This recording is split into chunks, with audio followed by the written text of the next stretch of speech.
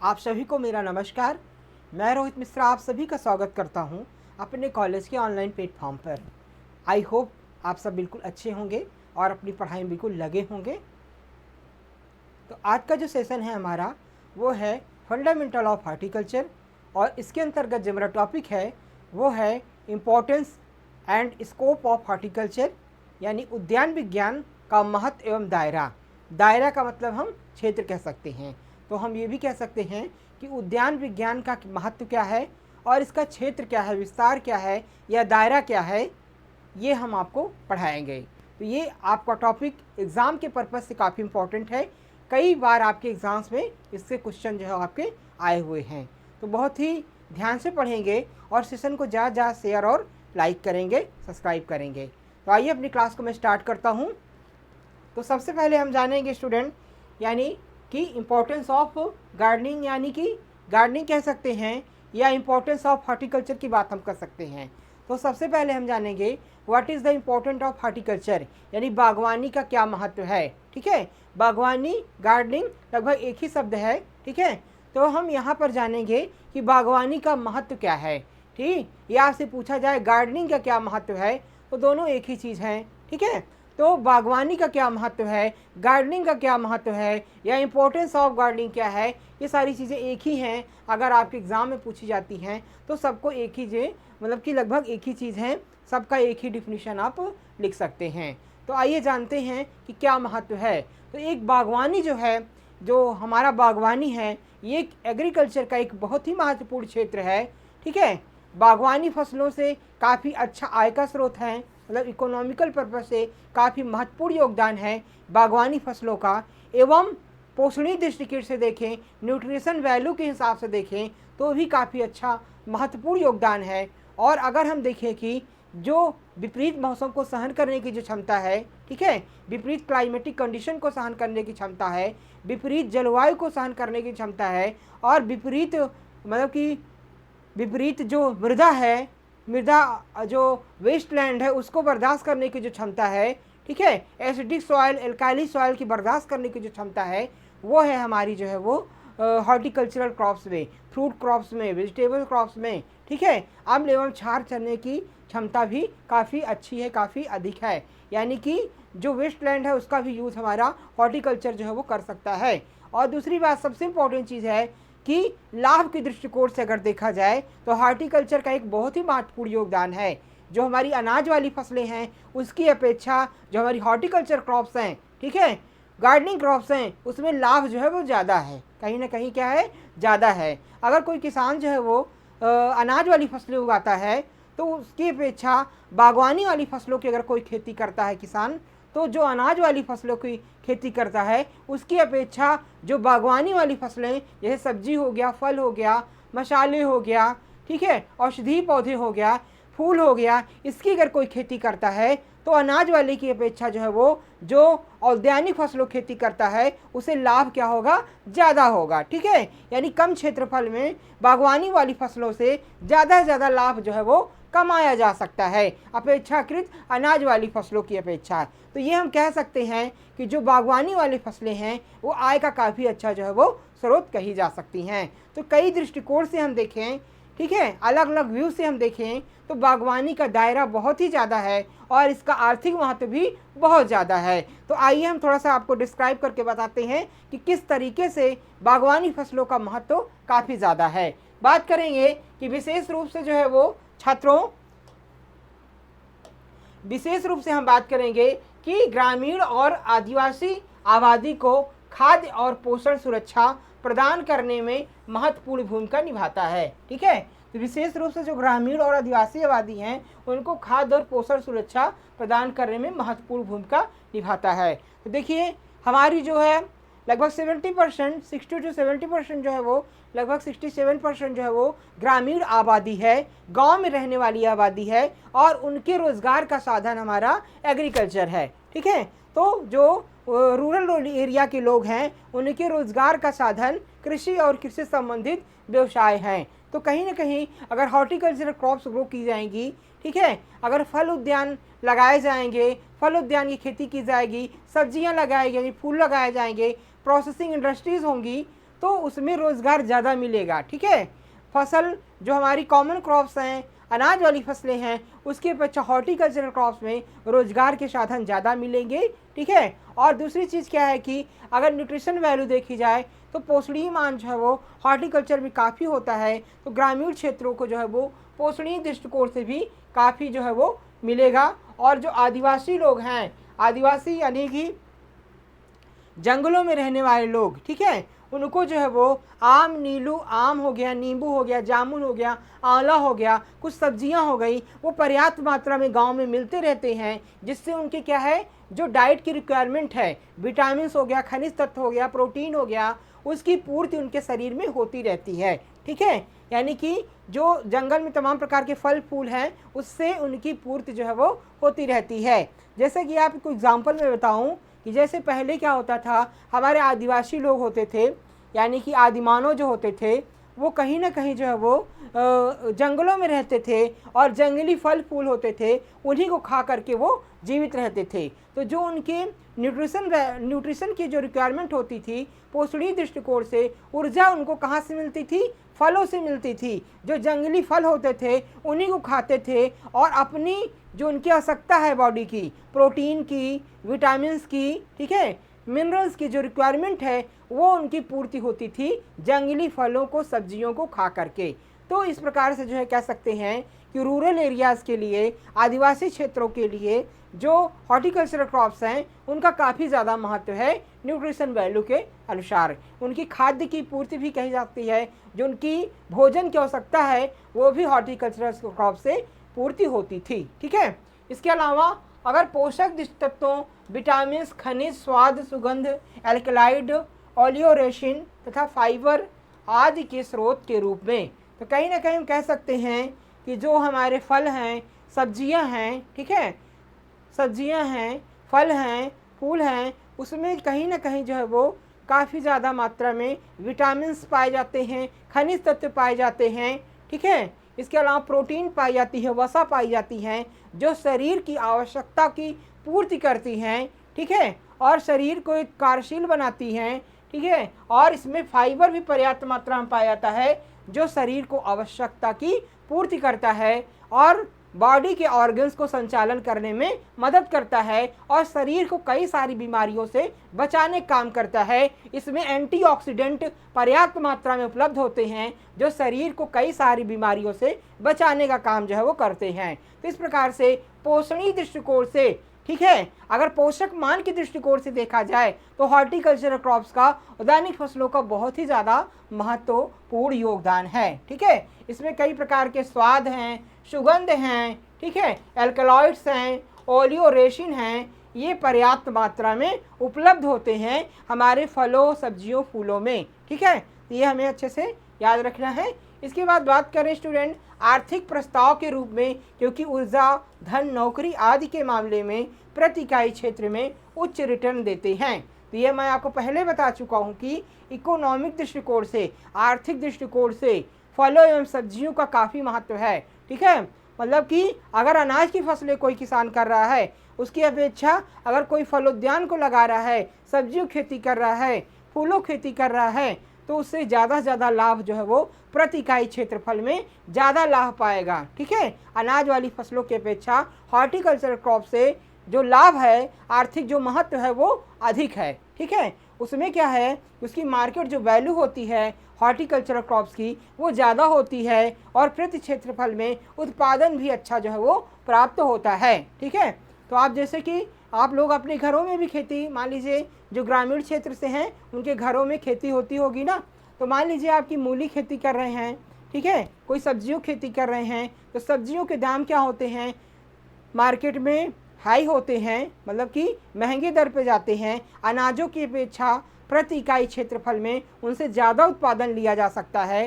ठीक है, ज़्यादा मात्रा में उत्पादन लिया सकता है और उनका मार्केट वैल्यू भी ज़्यादा होती है, जिससे लाभ जो है वो उस क्षेत्रफल में ज़्यादा कमाया जा सकता है। ठीक है, तो अनाज की अपेक्षा फल हैं, सब्जियां हैं, फूल हैं, उनकी मार्केट में वैल्यू ज़्यादा होती है, डिमांड ज़्यादा होती है और वज़न में भी काफ़ी ज़्यादा होते हैं, जिससे उनके लाभ जो है वो ज़्यादा प्राप्त होता है।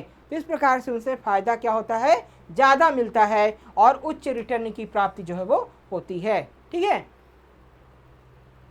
इसके बाद दवा के स्रोत के रूप में, ठीक है, दवा के स्रोत के रूप में एज सोर्स ऑफ मेडिसिन। ठीक है, तो जैसे कि कई सारे जो है वो औषधीय पौधे हैं, जैसे कि एलोवेरा है या सुगंधा है, ठीक है, अजवाइन है, सौंफ है, आपका जो है सतावर है, हल्दी है, तो ये सारे जो मेडिसिनल प्लांट हैं, औषधीय पौधे हैं, इससे तमाम प्रकार की औषधियों का निर्माण किया जाता है, जैविक औषधियों का निर्माण किया जाता है, जो कई प्रकार के विकार को दूर करने काम करती हैं।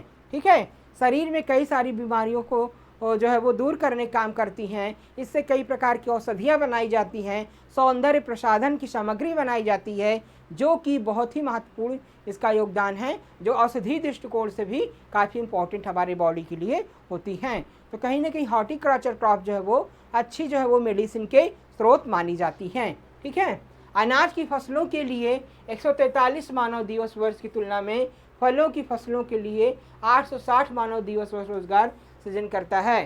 तो कहीं ना कहीं हम कह सकते हैं कि अनाज की फसलों की अपेक्षा जो हॉर्टिकल्चर क्रॉप्स हैं उसमें एम्प्लॉयमेंट के चांसेस ज़्यादा होते हैं। आप ही अपने से बताओ, आप खुद सोचो कि जैसे आप बाग लगाते हैं, सब्जियां लगाते हैं, फूल लगाते हैं, फूल उगाते हैं, तो उसमें क्या होता है कि तमाम प्रकार की जो कल्टीवेशन प्रैक्टिसेस हैं उसमें लेबर की आवश्यकता ज़्यादा होती है। जैसे बाग को लगाने में, बाग में खाद डालने के लिए, दवा डालने के लिए, सिंचाई करने के लिए, फलों की तकवारी के लिए, फलों की तोड़ाई करने के लिए। ठीक है, सब्जियों में निराई गुणाई ज़्यादा होती है अनाज वाली फसलों की अपेक्षा। तो कहीं ना कहीं क्या होगा, लोगों को रोज़गार ज़्यादा मिलेगा। अगर आपके पास बाग है, ठीक है, आपके आसपास कोई बाग है, सब्जियों खेती कर रहा है, तो वहाँ लेबर ज़्यादा लगाए जाते हैं। अनाज वाली फसलों में ज़्यादा लेबर की आवश्यकता नहीं होती है।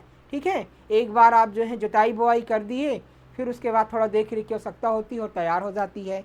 लेकिन जो हॉर्टिकल्चर क्रॉप्स हैं, फलों, सब्जियां, फूल, ठीक है, ये सारी क्रॉप्स अगर हम लगाते हैं उसमें लेबर जो है ज़्यादा लगाना पड़ता है। तो इससे क्या होता है कि लोगों को रोज़गार ज़्यादा मिलता है। ठीक है, फलों की तोड़ाई करने, सब्जियों की तोड़ाई करने, उसके हैंडलिंग में, ग्रेडिंग में, फिर उसको पैकिंग में, फिर उसको मार्केट तक ले जाने में, कई सारे स्टेप में हमें लेबर की आवश्यकता होती है। तो कहीं ना कहीं कह सकते हैं कि रोज़गार का अच्छा साधन है हमारा हॉर्टिकल्चर। ठीक है, जिससे क्या होता है, लोगों को कई सारे दिन जो है वो लगभग 1000 से 250 जो है वो 2500 मानव दिवस जो है वो उनकी आवश्यकता होती है। ठीक है, कठोर फलों और औषधीय पौधों की खेती के माध्यम से बंजर भूमि, ठीक है, बंजर भूमि का प्रभावी उपयोग, तो ये भी है। तो कई सारे जो हमारे कठोर फल हैं और औषधियाँ हैं, ठीक है, सब्जियाँ हैं, जो कि बंजर भूमि में, बंजर भूमि का मतलब है अम्लीय एवं क्षारीय मृदा में भी उगाया जा सकता है। ठीक है, तो कई प्रकार के, इससे आंवला है, नींबू है, कटहल है, जामुन है, ठीक है, इस प्रकार के जो फल हैं उसको हम कहाँ पर, उसकी खेत, बेर है, ठीक है, बेर है, तो ये जो हमारे बंजर एरिया हैं, शुष्क क्षेत्र हैं, ठीक है, जहाँ पर सिंचाई के साधन कम हैं, ठीक है, ये आपके अम्लीय क्षेत्र हैं, क्षारीय क्षेत्र हैं, वहाँ पर भी आसानी से इसको हम उगा सकते हैं। इससे क्या होता है कि जो हमारे वेस्ट लैंड हैं, ठीक है, जो हमारी बंजर ज़मीनें हैं, उसका अच्छा उपयोग किया जा सकता है। मतलब ये जो फसलें हैं वो अम्लीयता को, क्षारीयता को सहन कर लेती हैं और वहाँ भी सक्सेसफुली ग्रो कर सकती हैं। तो इस प्रकार से हम कह सकते हैं जो हमारा वेस्ट लैंड है, खाली स्थान है, बंजर क्षेत्र है,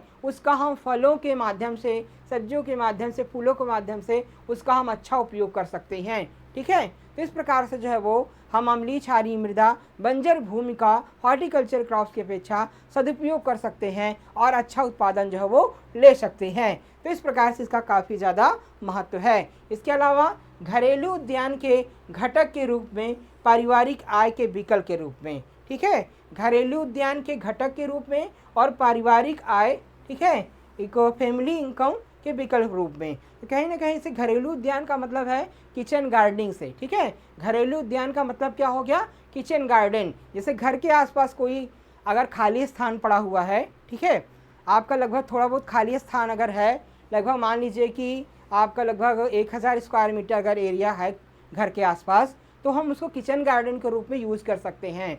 उसमें हम थोड़ी सी जो है वो सब्जियाँ, थोड़े से फल, ठीक है, जैसे पपीता हो गया, नींबू हो गया, हम कटहल हो गया, उसको उगा सकते हैं। एवं उसके जो खाली स्थान है उसमें सब्जियाँ, जो हमारी सीजनल सब्जियां हैं, मौसमी सब्जियां हैं, उसको हम उगा सकते हैं और हमारे डेली रूप में, ठीक है, प्रतिदिन उपयोग के लिए हमको सब्जियों की, ताज़ी सब्जियों की प्राप्ति हो सकती है। तो ताज़ी सब्जियां अगर हमको घर में ही मिल जाएं, ठीक है, थोड़ा सा मेहनत करने की अपेक्षा, तो फिर पूछिए मत क्या होगा, ठीक है। तो ये जो ताज़ी सब्जियां होगी वो हमारे स्वास्थ्य के लिए अच्छी होंगी, ठीक है। उसमें रसायन का उपयोग कम किया जाएगा, उसमें हम देसी नुस्खे जैसे कि गौमूत्र है, ठीक है, और तमाम प्रकार के जो है वो नीम का तेल है, तमाम प्रकार के वनस्पतियों का अर्क है, उससे हम कीटों का, रोगों का नियंत्रण करते हैं। मतलब जैविक तरीके से गोबर की खाद है, ठीक है, जो हमारा कूड़ा करकट है उससे बनी हुई खाद है, जो घर में तमाम प्रकार के वेस्ट हैं जैसे कि आपके जो है फलों के छिलके हो गए, सब्जियों के छिलके हो गए, उससे बनी हुई जो खाद है उसको हम बना करके अपने किचन गार्डन में यूज़ कर सकते हैं। तो कहीं ना कहीं क्या है कि जीरो बजट से, ठीक है, जीरो बजट से हम अच्छा उत्पादन ले सकते हैं। मतलब क्या है कि घर के लोग अगर थोड़ा थोड़ा सहयोग कर देते हैं, ठीक है, सुबह शाम थोड़ा सा खुरपी लेकर के निराई गुड़ाई कर लिए, थोड़ा सा कोई पानी दे दिया, कोई निराई गुड़ाई कर दिया, थोड़ा सा जब हम ऑफिस से आते हैं तो मनोरंजन के दृष्टिकोण से थोड़ा सा उसमें जो है खाद वगैरह डाल दिए, निराई गुड़ाई कर दिए, सिंचाई कर दिए, तो इससे क्या है कि थोड़ी सी मेहनत से हमें बहुत बड़ा लाभ मिल सकता है। लाभ क्या है कि हमें प्रतिदिन जो है वो ताज़ी सब्जियां मिल जाएंगी, ठीक है, घर के एकदम, मतलब कहीं मार्केट नहीं जाने की ज़रूरत है, घर में ही हमको ताज़ी सब्जियां प्रतिदिन मिल जाएंगी। और जो सब्जी का खर्च है हमारा, ठीक है, आज के मतलब कि डेली में हम देखते हैं कि सब्जियों खर्च सबसे ज़्यादा होता है, ठीक है, तो सब्जियों का जो खर्च है वो भी बच जाता है। और सबसे इम्पोर्टेंट है कि हमें जो है वो रसायन रहित जो है वो सब्जियां प्राप्त हो जाती हैं, मतलब कि जैविक तरीके से तैयार जो सब्जियां हैं वो हमें मिल जाती हैं। तो बहुत ही ज़्यादा कितना अच्छा लाभ है। और सबसे अच्छा है कि हम अब जब अपने गार्डन में मतलब कि जाते हैं, उसमें काम करते हैं और उससे सब्जियां उत्पादित करते हैं, फिर उसका उपभोग करते हैं, तो उससे क्या होता है कि हमें एक मनोरंजनात्मक, मतलब कि एक इंटरटेनमेंट हमारा होता है, ठीक है, मस्तिष्क हमारा एकदम पूछो मत एकदम फ्रेश हो जाता है, ठीक है, और हमें एक दूसरा ही जो है अनुभव प्राप्त होता है। तो इस प्रकार से जो घरेलू उद्यान हैं, जो हमारे किचन गार्डन हैं, उससे हमें लाभ हो जाता है। और जो थोड़ा बहुत खाली स्थान है, जो मेड़ हैं, वहाँ पर हम फूल भी उगा लेते हैं, तो हमें डेली भगवान को चढ़ाने के लिए ताज़े ताज़े पुष्प भी मिल जाते हैं, ठीक है। तो इस प्रकार से जो है वो हमें घरेलू उद्यानों से काफ़ी जो है वो लाभ हो सकता है और एक बचत भी हो सकती है। उसी बचत को हम, उसी पैसे को हम दूसरे कार्य में जो है वो यूज़ कर सकते हैं। इस प्रकार से घरेलू उद्यान से, किचन गार्डन से हमें अच्छा एंटरटेनमेंट मिल जाता है और हमारी एक बचत हो जाती है और ताज़े फल सब्जियां हमको प्राप्त हो जाते हैं डेली यूज़ के लिए, और वो रसायन रहित होते हैं, जैविक तरीके से उसका उपयोग हो जाता है, ठीक है, और लागत भी हमारी बिल्कुल बहुत ही कम लगती है, ठीक है। तो इस प्रकार से जो है वो इसका हॉर्टिकल्चर का इम्पोर्टेंस है किचन गार्डन के रूप में। अब इसके बाद बात करें विदेशी मुद्रा और अर्जक के रूप में, कृषि फसलों की तुलना में इसका हिस्सा अधिक है, ठीक है। तो विदेशी मुद्रा के लिए जैसे कि अगर हम हॉर्टिकल्चरल क्रॉप्स हैं, ठीक है, वेजिटेबल क्रॉप्स हैं, फ्रूट्स क्रॉप्स हैं, फ्लावर क्रॉप्स हैं, तो इसको अगर हमारे यहाँ ज़्यादा उत्पादित हो रहा है तो हम विदेशों में सेल करके उससे हम अच्छी इनकम ले सकते हैं। मतलब कि जो चीज़ें हमारे यहाँ ज़्यादा उत्पादित हो रही हैं, हम विदेशों में उसको बेच करके उसे अच्छा लाभ जो है वो कमाया जा सकता है और राष्ट्रीय आय में जो है वो हमारी ग्रोथ होती है, वृद्धि होती है, ठीक है। उद्योगों के लिए एक इनपुट के रूप में प्रसंस्करण के लिए उपयुक्त विशेष रूप से फल और सब्जी संरक्षण उद्योग, ठीक है। तो ये कह सकते हैं जो हमारे fruit and vegetable processing industries हैं, ठीक है, जो हमारे वेजिटेबल और फूड प्रोसेसिंग इंडस्ट्री हैं, जहाँ पर प्रसंस्करण के माध्यम से तमाम चीज़ें बनाई जाती हैं। आज जिस फलों से, सब्जियों से, फूलों से, जैसे फलों सब्जियों से क्या बनाए जाते हैं, अचार हो गया, जैम हो गया, जेली हो गया, ठीक है, मुरब्बा हो गया, मार्मलेड हो गया, ठीक है, फूलों से इत्र हो गया। कई प्रकार के सुगंधित पदार्थ हो गए, सौंदर्य प्रसाधन सामग्रियां हो गई, ये तैयार किए जाते हैं। तो इन पे जो निर्भर उद्योग होते हैं उनका संचालन होता है। तो हॉर्टिकल्चरल क्रॉप से कच्चे माल हमको इंडस्ट्रीज़ को, उद्योग को जो है उद्योग को मिलते हैं, जिससे तमाम प्रकार की औद्योगिक इकाइयों का संचालन होता है और औद्योगिक इकाइयों में भी लोगों को एम्प्लॉयमेंट यानी रोज़गार की प्राप्त होती है। ठीक है, तो कहीं ना कहीं राष्ट्रीय आय में क्या होती है, वृद्धि होती है। तो इस प्रकार से जो fruit and vegetable preservative industries हैं, जो इंडस्ट्रीज़ हैं उनको कच्चा माल जो है वो हॉर्टिकल्चरल क्रॉप्स के माध्यम से मिलता है। ठीक है, इसके बाद सौंदर्य संबंधी विचार और पर्यावरण जैव विविधता का संरक्षण। तो कहीं ना कहीं कह सकते हैं, ठीक है, सौंदर्यात्मक विकास होता है। जैसे कि आप जैसे मान लीजिए फूलों को उगाते हैं, ठीक है, ऑर्नामेंटल प्लांट्स, एरोमेटिक प्लांट्स को उगाते हैं, तो उससे क्या होता है कि तमाम जो एरियाज़ हैं उनकी सुंदरता बढ़ जाती है।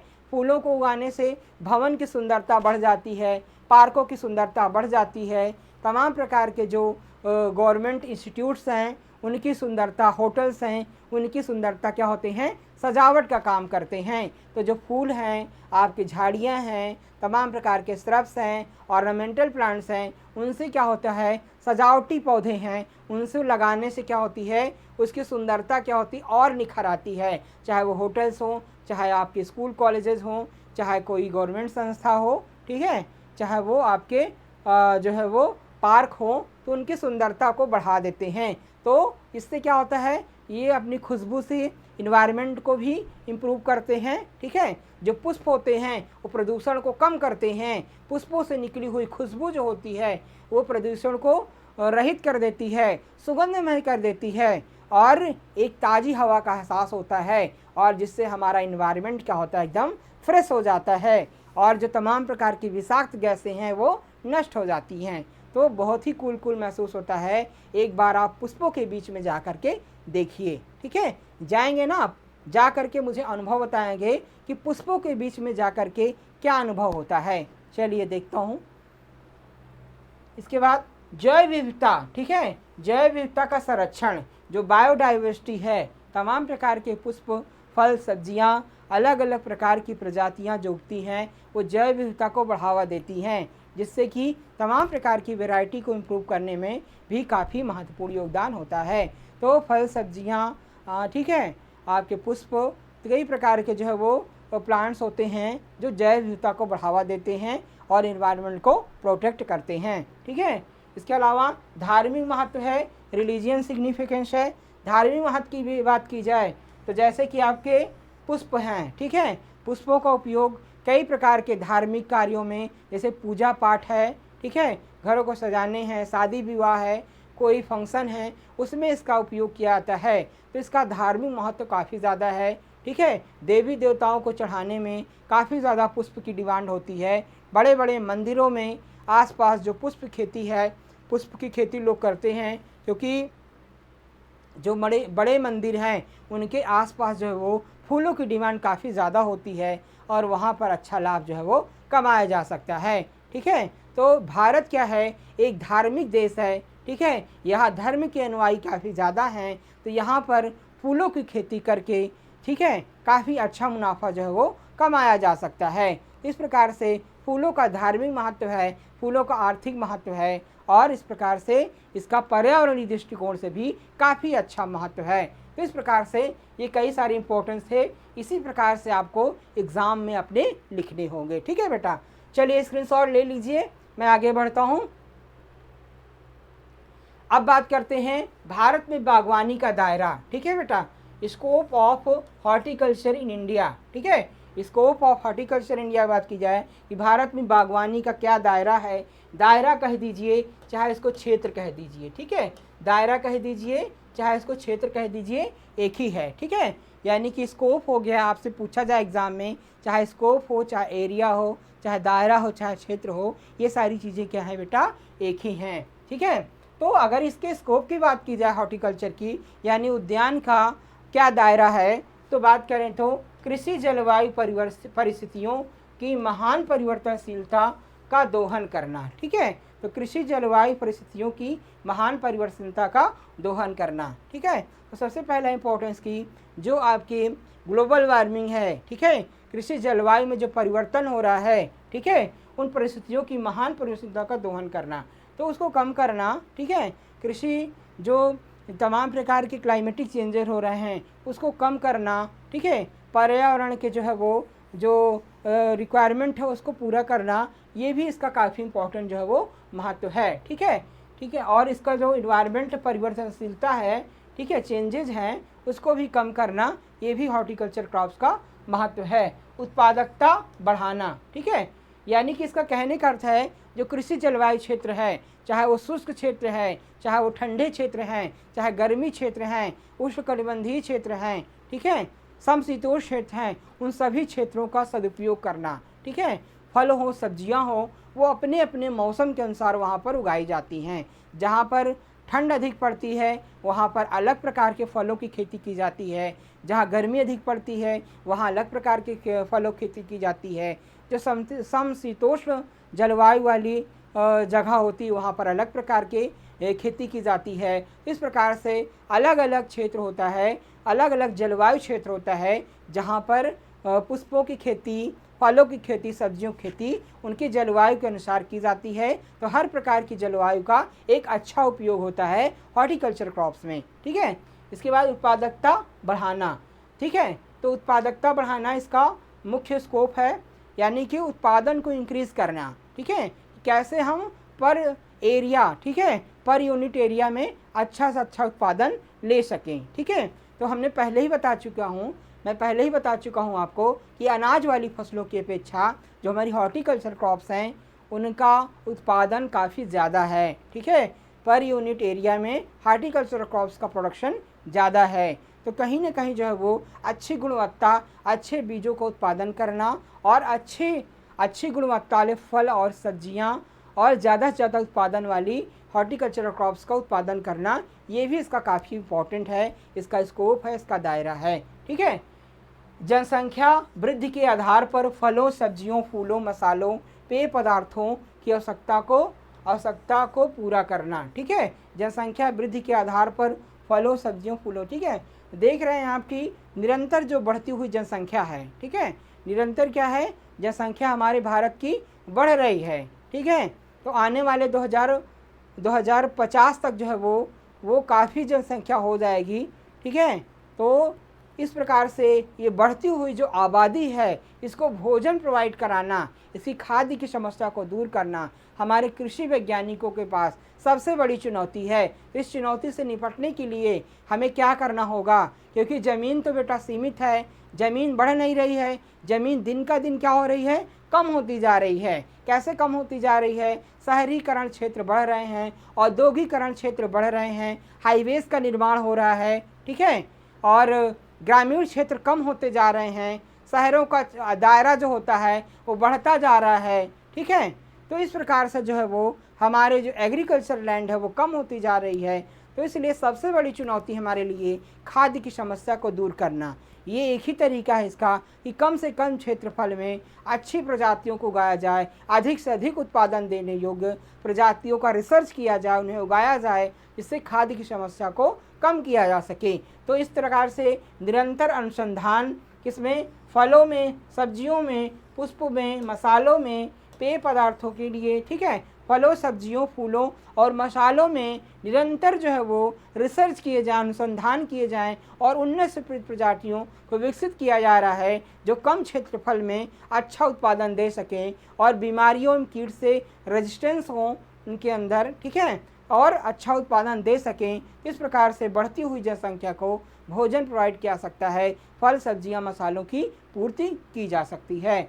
इसीलिए उत्पादकता और लाभ बढ़ाने के लिए अधिक मानकीकृत उत्पादन प्रक्रियाओं को अपनाना, ठीक है। तो जो उत्पादकता और लाभ बढ़ाने के लिए जो मानकीकृत प्रक्रियाएं हैं, मानक के अनुसार प्रक्रियाएं हैं, उनको जो है ज़्यादा से ज़्यादा अपनाना, ठीक है, और उत्पादन को बढ़ाना, यही इसका जो है वो दायरा है, यही इसका क्षेत्र है, ठीक है।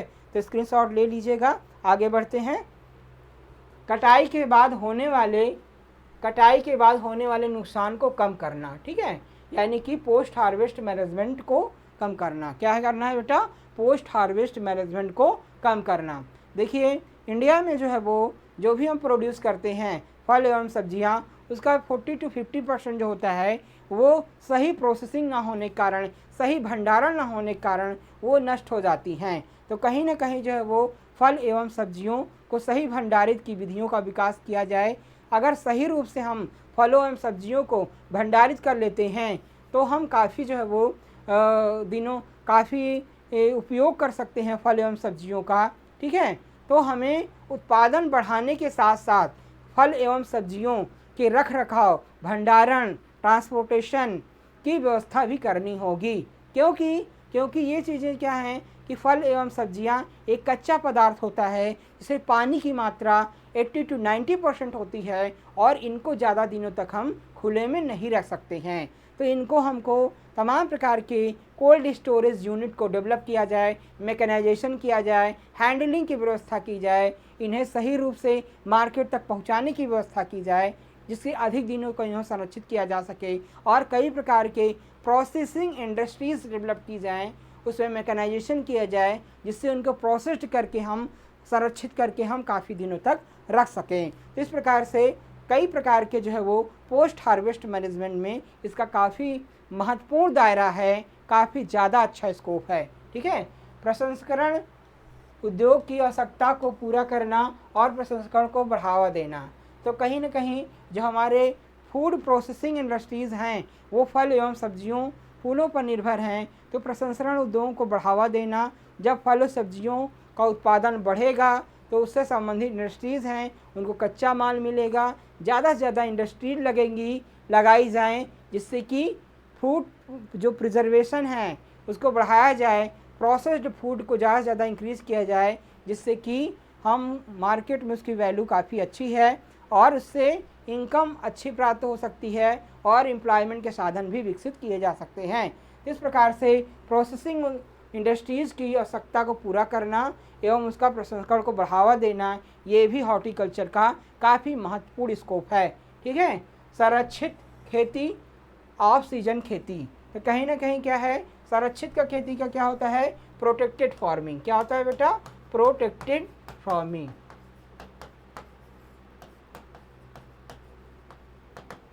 तो प्रोटेक्टेड फार्मिंग को बढ़ावा देना।